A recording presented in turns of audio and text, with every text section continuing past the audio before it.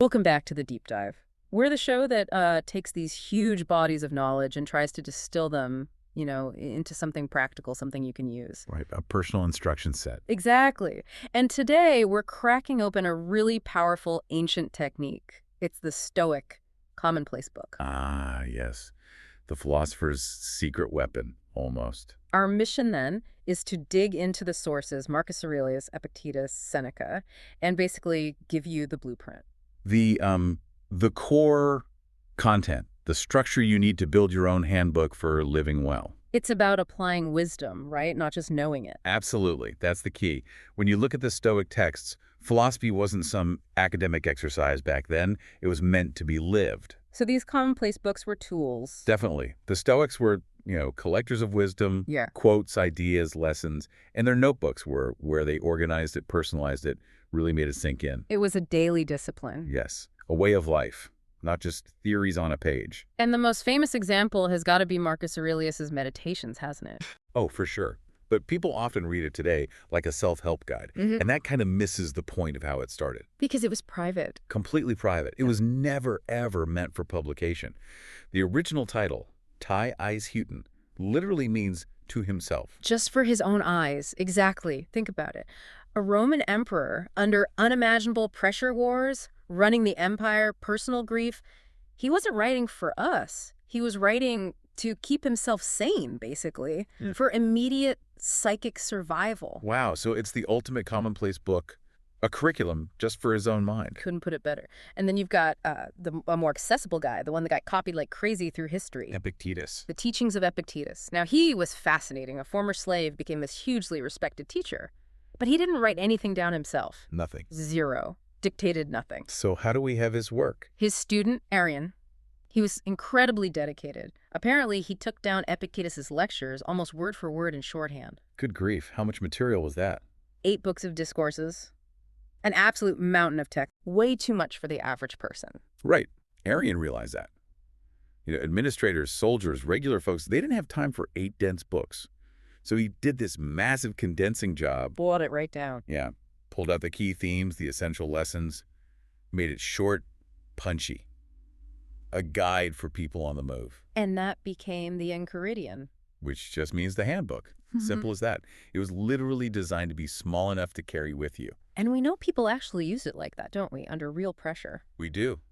It wasn't just theory. Think about Frederick the Great. King of Prussia, the military genius. That's him.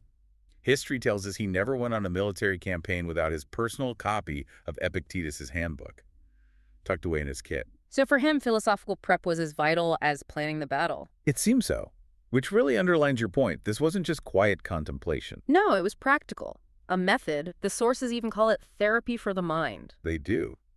Epictetus was blunt about it. He said the philosopher is a doctor. And the school? The philosophy school is a hospital for souls. You didn't just go there to learn stuff. You went there to get treated. For self-improvement purification. Exactly. To train yourself for mental health, for inner peace. That was the goal. Okay, so if we're serious about building this handbook for ourselves, this commonplace book, what's the absolute first thing? Page 1, non-negotiable. It has to be the dichotomy of control, no question. But what's up to us and what isn't? Precisely. This is the bedrock. Everything else builds on this. You have to draw a really clear, hard line between those two things. It sounds simple when you say it like that. Deceptively simple. Because getting this wrong, letting that line blur, well, the Stoics would say that's where basically all our misery comes from. Because we waste energy on things we can't change. Exactly. You invest your hopes, your fears, your efforts into things that are fundamentally vulnerable to external forces, things outside your power. So you have to define that sphere of power first. So what did Epictetus say is completely in our hands? Okay, the list is specific. Our judgments, our desires, our aversion, what we choose to turn away from our opinions, and our goals or volition. These internal mental acts, the things happening inside our heads. Right. And here's the kicker. Epictetus insists that nothing else is completely in your power. Just those things. He saw them as almost divine gifts, the tools we need to make happiness dependent only on ourselves. So peace has to be built there, inside. In that internal citadel, yes. That's the only place it's truly safe. And everything else. Our bodies, jobs, reputation, the weather. All external, Yep. all outside that circle of complete control. So your body, your possessions, what people think of you, worldly success, health, other people's actions, none of it is fully up to us. So the core insight for the handbook is, Nothing outside your own mind, your own volition, can truly harm or frustrate you unless you let it, unless you agree with a false judgment about its importance. like judging that losing your job is the worst thing ever. Exactly. If your happiness depends on the world matching your desires, keeping that job, always being healthy, everyone liking you, you're setting yourself up for failure. You're doomed, basically. So real freedom, real integrity comes from owning only our responses. That's the Stoic view. That's where autonomy lies, regardless of what happens outside. It's the foundation of their idea of dignity, isn't it? It is. In the end, what matters for your good or ill is how you judge things and how you choose to respond. And the story that really drives this home is James Stockdale, the POW in Vietnam. Stockdale's experience is just incredibly powerful. Modern proof, almost. He was shot down, ejected, had maybe seconds before capture. And he knew what was coming. He knew he was entering a world where he had zero external power. And he literally whispered to himself, I'm leaving the world of technology and entering the world of Epictetus. Wow. He consciously flipped the switch, applied the dichotomy right then and there. Instantly. He went from this respected Navy commander to, a tortured prisoner, a criminal in his captor's eyes. His status, safety, contact with home, all gone. Externals vanished, but his internal worth. That remained his own. And his physical state was terrible too. He broke his leg badly during the ejection and capture. Knew it would probably be a lifelong injury, which it was. And that connects right back to Epictetus himself, doesn't it? It does, remarkably. Epictetus was also crippled for life. His first master apparently broke his leg. And how did Epictetus see his own lameness? Philosophically, he assessed it as an indifferent event. Okay, hold on. Indifferent. That feels tough. A broken leg hurts. It limits you. How can that be indifferent? Especially for a former slave, not someone born to privilege. That's a really important question. It forces us to look at what the Stoics actually meant by good. For them, things like health, wealth, pain, beauty, these are indifferents. Meaning they don't matter? No, not quite. Yeah. They can be preferable. You'd rather be healthy than sick, wealthy than poor, but they aren't the good itself. So what is the good? The good is what makes you morally excellent. Virtue, justice, courage, wisdom, temperance. A broken leg, however awful, can't make you a worse person morally. You can still face it with courage, patience, wisdom. Therefore, it's morally indifferent. So the value isn't in the leg being healthy or broken, but in how you deal with it being broken. Precisely. The pain is real, yes. The limitation is real, but it doesn't touch your fundamental moral worth. What would be evil then in Stockdale's case? If he had chosen cowardice or betrayed his men because of the pain or fear, that would be the evil, the vice. The leg itself is just the circumstance, the stage where his virtue or lack of it could be shown. Which brings us back to Epictetus's big metaphor for life. The actor in a play. Right.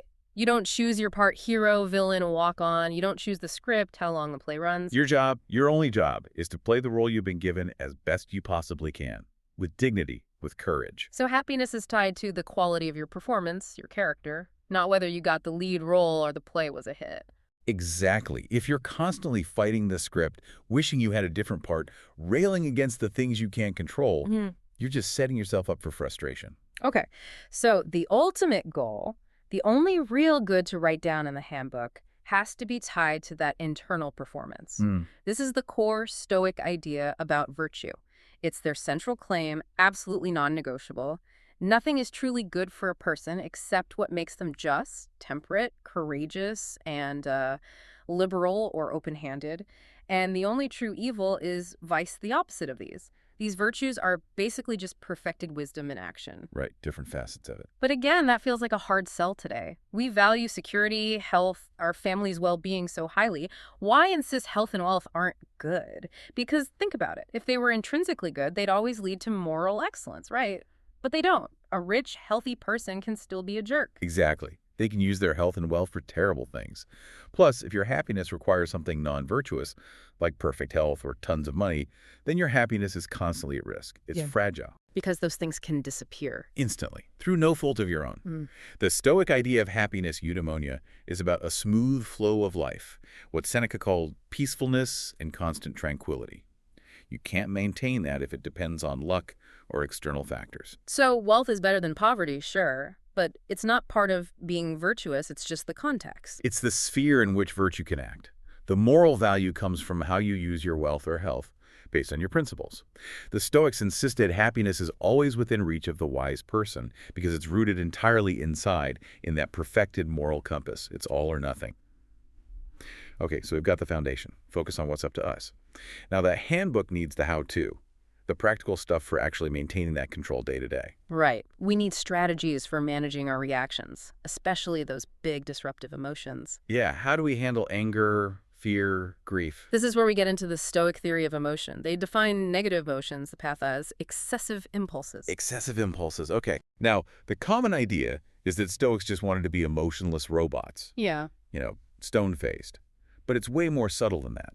Let's unpack that subtlety, because emotions feel pretty involuntary when they hit, don't they? That rush of anger or panic. They do, and the Stoics acknowledge that initial reaction. They call them propathii, preliminary involuntary feelings. Like flinching when startled. Exactly. Or that immediate jolt of fear if something drops, or the first flush of irritation when someone cuts you off in traffic.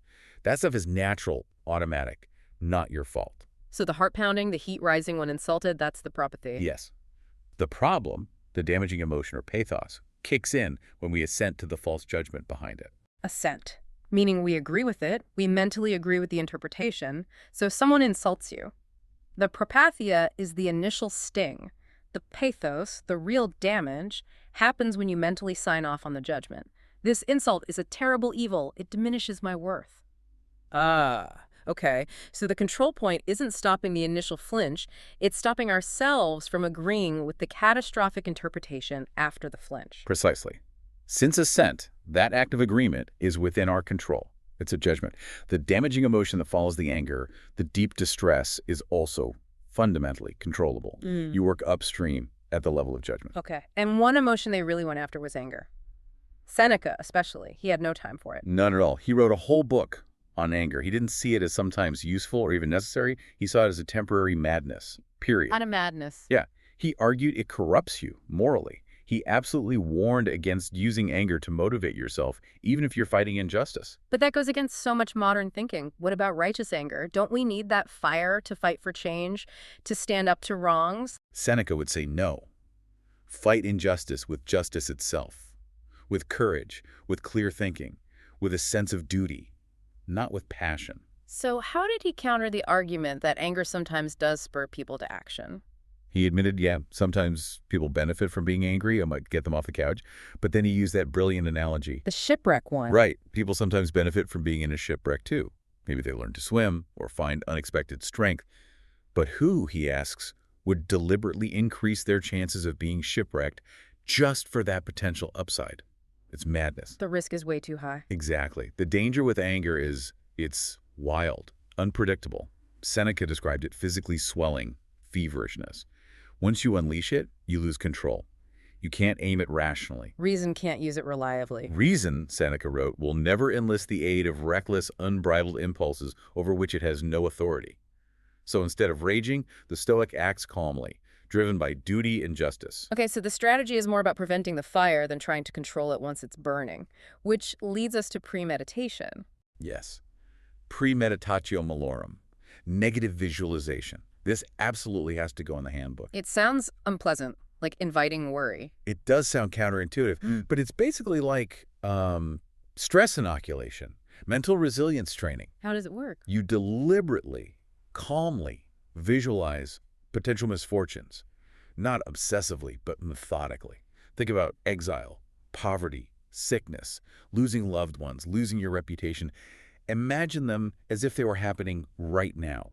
Why on earth would you do that? Isn't that just making yourself miserable in advance? Seneca argued it's actually illogical not to. Think about it. Misfortune happens. It's part of life. Expecting your luck to hold forever is irrational. So it's about realism. Deep realism. It's simply illogical, he said, to think, oh, I never thought that would happen to me, when you know it could happen and you've seen it happen to others. By reflecting on these possibilities, by accepting the impermanence of everything external. It takes the shock value away when something does happen. Exactly. It robs the event of its power to surprise and overwhelm you. It moves it from unthinkable catastrophe to anticipated difficulty. Okay. That makes sense. And this idea of acceptance, how does it relate to Stoic fatalism? Are they the same thing? Related, but different. We need to be clear here. Negative visualization is forward-looking, preparing for potential future shocks. Stoic fatalism is more about the past and the present. How so? Fatalism, in the Stoic sense, means accepting that the way things are right now couldn't be any other way, given everything that came before.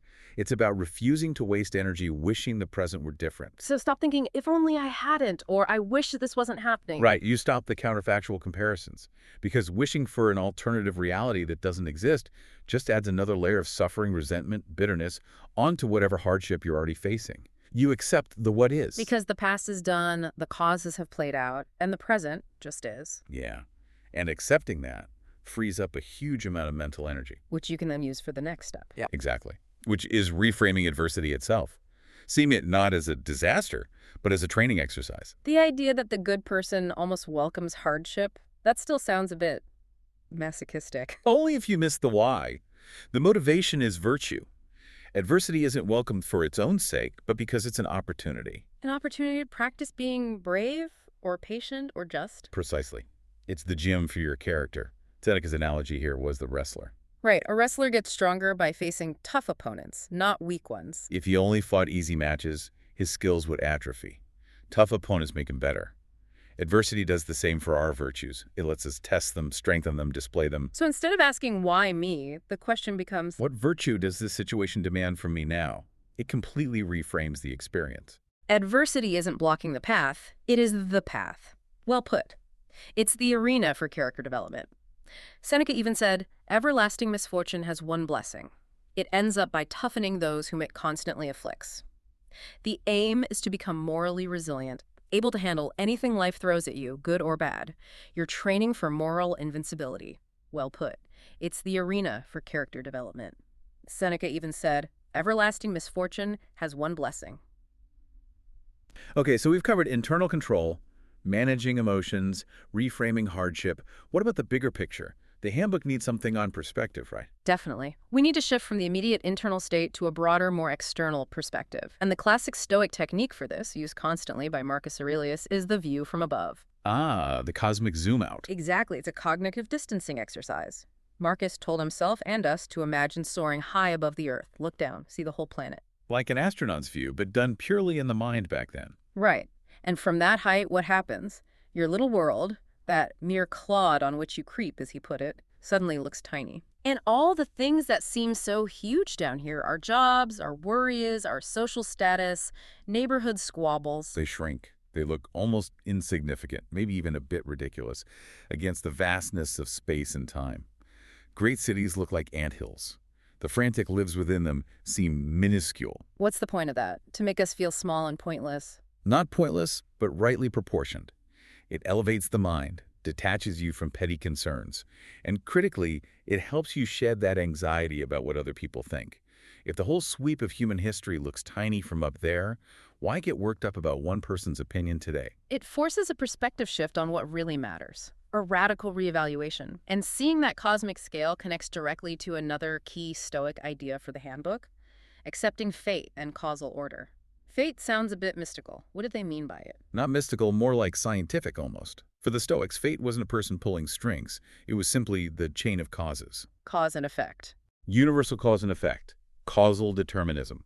Everything that happens is the unavoidable result of everything that came before it, unfolding according to the rational principles governing the universe, what they sometimes called the logos. So it's not give up. You can't change anything. It's more like accept that this moment, right now, is the necessary outcome of the past. Exactly. Given all the preceding causes, the present situation couldn't have turned out any other way. Realizing that brings a kind of order, even reason, to difficult events. It separates the event itself from our emotional reaction to it. Yes, you stop lamenting why. You still act purposefully to influence the future, of course. But you accept the past and present as part of this rational, unfolding sequence. Your freedom always lies in how you respond internally. Okay, so you accept the vastness of space, the chain of cause and effect. That must make your own individual lifespan feel incredibly short. Painfully short, perhaps, which is exactly why Seneca wrote so much about time. Another crucial entry for the handbook. His advice to measure our lives by their performance, not by their duration. That feels really relevant today, with everyone chasing longevity, but maybe not quality. He was way ahead of his time on that. He slammed what we'd call typical leisure activities, chasing status, binge-watching distractions, just rushing around busy but aimless. He called it being one at the cost of life. Meaning you're spending your life minutes on things that don't truly nourish you? Right. He argued that if you aren't intentional with your time, it doesn't matter if you live to be 100, you'll just waste most of it and die without ever having really lived. So what's the antidote? How do we not waste time? Preserve your time, guard it, and devote it to the self. What did devoting it to the self mean for Seneca? Philosophy, not just academic study, but thinking, learning, reading the sages, reflecting on principles. That's the only truly worthy use of time, he thought, because it's the only activity focused on developing the one true good, virtue. And he had that example, Metronex. Yes. Metronex died young. But Seneca says his life was perfect. Perfect. How? Because, Seneca wrote, he fulfilled all his duties excellently as a citizen, a friend, a son. He didn't fall short in any respect. His lifetime was cut short, yes. But his life itself, measured by its quality, its virtue, was complete. So the lesson is, live virtuously today, and your life is already complete no matter when it ends. That's the radical implication. A single day lived well can be a complete life. Okay, internal virtue, cosmic perspective, using time well. But we don't live alone. The handbook needs something about relating to others. Absolutely. Which brings us to cosmopolitanism, the idea of being a citizen of the world and our duty to humankind. Hierarchies, expanding circles. That's the classic image. You start with concern for yourself, then widen it to family, then local community, neighbors, countrymen, and keep widening until you embrace all human beings. Seeing everyone as fundamentally connected, deserving of care. Right. We have a duty of care to all others. But wait, how does that square with the first principle? If the only good is internal virtue and happiness depends only on ourselves, how can we view friends as sometimes more important than his own self? Isn't that making our well-being dependent on an external again? That's a brilliant question, and it highlights a really elegant part of Stoic ethics. The wise person sees friendship and duty not as the good itself, but as natural promptings of reason. They are highly preferred in difference. Okay. So you act with total devotion towards your friend. You might prioritize their safety over your own possessions, even your own physical safety. And that act of devotion, the loyalty, the courage, the justice you show in caring for your friend, that's the virtue. That's where the good lies. So the happiness comes from your virtuous action towards the friend, not from whether the friend actually thrives or stays safe. Precisely. Your inner state, your virtue, remains the sole source of your flourishing. The friend, the object of your care, remains external.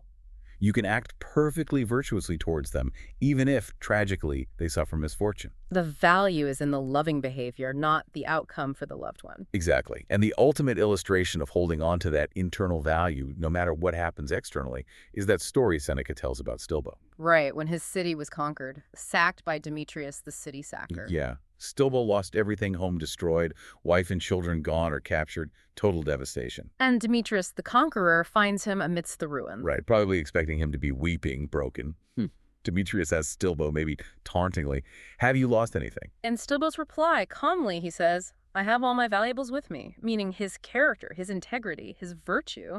Everything that truly mattered in the Stoic view. He refused to call anything valuable if it could be taken away by force or fortune. His justice, his wisdom, his inner strength, those were his treasures, and they were untouched by the chaos around him. He carried his citadel intact through the flames. That's the image. The Stoics' true wealth is internal, untouchable. So this deep dive has really laid out the core components, hasn't it? The essential framework for building your own commonplace book. We've gone from that bedrock idea of control To the practical tools for managing emotions like anger, using techniques like negative visualization. all the way to shifting perspective, thinking about the cosmos, time, and our connection to everyone else. Yeah, the key ingredients are there. And the underlying message, especially from Seneca, is that this is an ongoing practice. Right. A continuous commitment to self-improvement, self-purification. Is that every individual can make himself happy. Because the wise person relies on themselves. Their delight comes from within. Good fortune doesn't puff them up, bad fortune doesn't crush them. Their character is their fortress, their handbook is their guide. And it's not something you just read once and you're done. Philosophy, for Seneca, was the opposite of rushing around. It needs time, dedicated time, returning to these ideas again and again. Daily, ideally. And we have to acknowledge the strict Stoic standard is high. Technically, they believed there's no halfway house between virtue and vice. You're either a perfect sage or you're not. Which sounds pretty discouraging for, well, pretty much everyone listening. Right. Who among us is a perfect sage? But crucially, they absolutely acknowledged the prokopton, the student, the one making progress. So you can get better. Definitely. Progress towards virtue is possible, even central. The challenge isn't hitting perfection overnight. It's about making real, deliberate progress starting today. Okay. So as you, the listener, think about starting or refining your own personalized handbook, your commonplace book, maybe here's the final thought to chew on. The journey starts with actually doing something, applying it. So what single small step could you take today to start internalizing just one of these principles? Maybe it's pausing for just 3 seconds before agreeing with an angry thought, or spending 1 minute visualizing losing something minor you're attached to. Or maybe just catching yourself wishing things were different right now and consciously accepting the present reality. What's the first step you'll commit to start living your own version of that perfect life? The commitment begins now. With that first entry, that first conscious application in your own personal manual.